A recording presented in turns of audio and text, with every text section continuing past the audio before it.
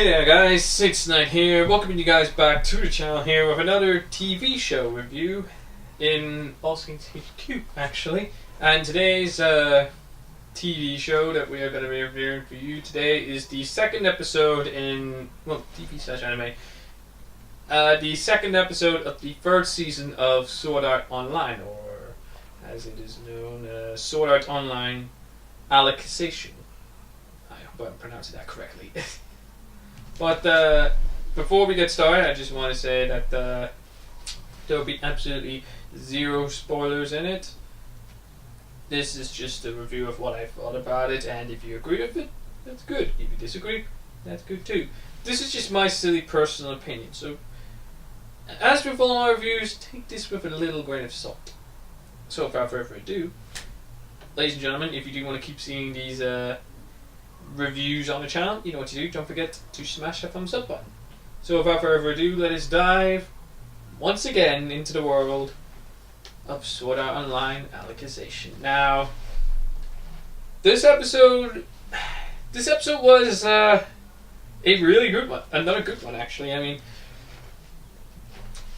the last, actually, if you don't, actually, well, basically, after the events of the last episode, basically, it's just focusing on mainly the main character, Kirito, and a guy who meets Yu-Gi-Oh, I believe. Which, a guy on Reddit actually pointed out to me that his name sounds like Yu-Gi-Oh! Yu-Gi-Oh!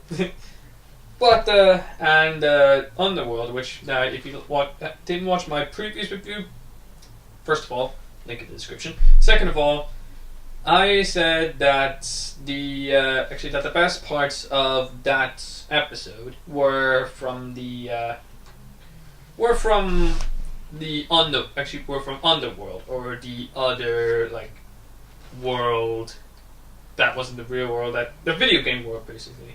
And I think the people may have been listening to me, because this second episode is entirely in the in Underworld, basically, and as far as I put it, Kirito and Yu-Gi-Oh are the only two main characters in it. I mean, there was no Asuna, no Shina, no Lisbeth, no Leafa, none of the OG cast, and I'd say it's a good thing. I'd say it's a good thing for that, because it sets up Kirito being in this world, and it basically sets up perfectly that he actually... The main problem that every single person has with Sword Art Online, the first season, second season, is that Kirito is... well, basically he's hard to kill. That, and he always knows everything about it. Thankfully, this episode actually proves that he actually does it, because there is a lot of scenes where Kirito doesn't know the main tagline of this season is "Where am I?" and that basically just that's basically the main sort of prompt for Kirito figuring out where he is. And and what I liked about this is that it brings us into the world. It brings us into it so that we're alongside Kirito, and we know nothing about this world either. So what we know is what he knows, and that's not a lot, actually. In that way, it's actually very immersive on that whole experience. Now, I don't recall. Actually, no, I know that the intro sequence wasn't in the first episode and of this new season, and honestly, I love the intro cinematic with the theme, with the musical score.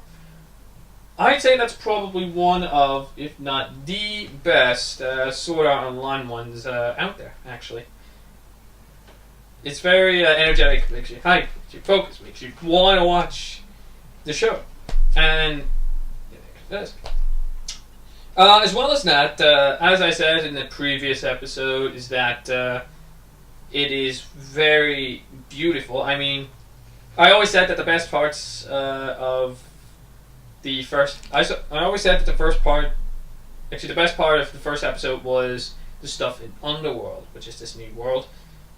And thankfully, yes, they listened to it, and yes, they actually made it actually looking beautiful. I mean, the first time we see it, actually, I was almost mistaken. I always thought it was a Studio Ghibli collaboration for the animation because it looked so beautiful.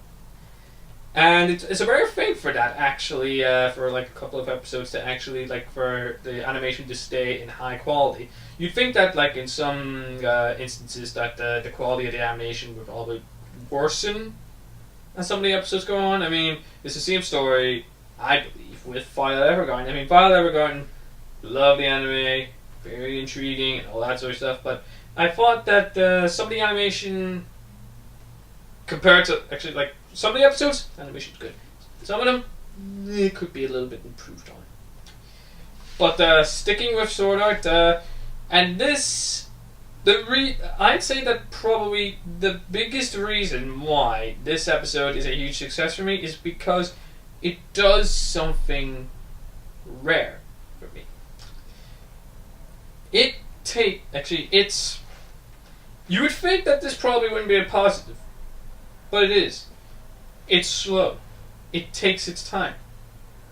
Now you're probably thinking, but since when is taking slow such a good thing? But here's my defense for this. I maintain that on certain circumstances, if you slow it down, it gets better.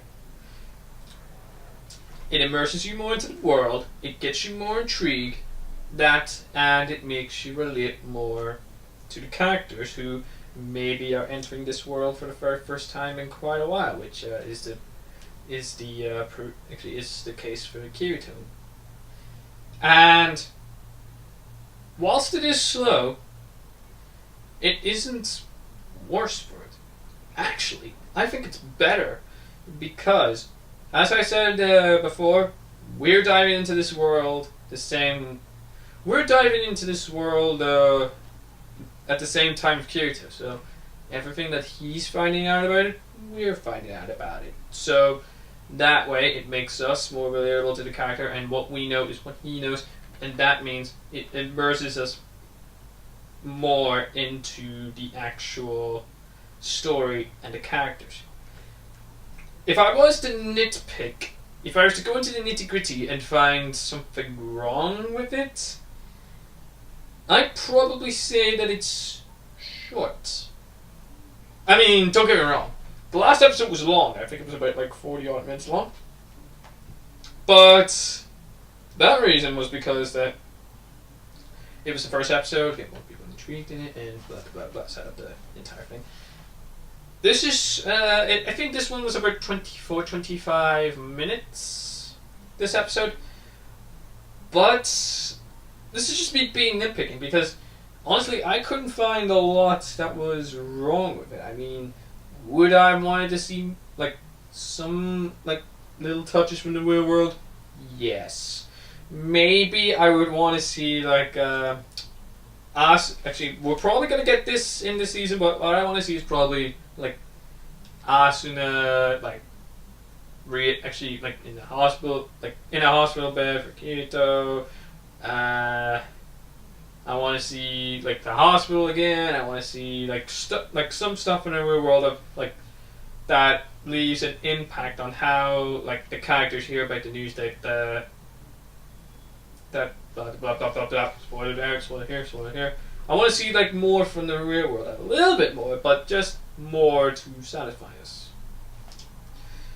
But apart from that, there's not really much to talk about, actually. I mean, I've already said my good parts and my bad parts. I think the only thing left to do now is go for the final verdicts. I believe the last one I gave a 9 out of 10. I'm gonna give this. I'm gonna give it an 8. An 8 out of 10 is really good. It's only a point lower than the season premiere, but it's still very good. I still like it, and I still can't wait to see what future installments are for, and so on and so forth. 8 out of 10, really good for a second episode, at least. Now I can't wait for the third one, which you better know I'll be doing a review of. So those are my thoughts on episode 2 of Alicization. What did you guys think? Whatever your thoughts, whatever your opinions, leave in the comments down below. And apart from that, I'm afraid it's now time to end today's video. We hope you guys did enjoy that. If you did, please smash the thumbs up button, subscribe if you're new to the channel, and if you're not new, then do not forget to click the bell icon next to the subscribe button to get notified on all of our upcoming videos. And apart from that, guys, we'll see you in the next video. So until then, it's boy SaintsKnight signing off. Peace.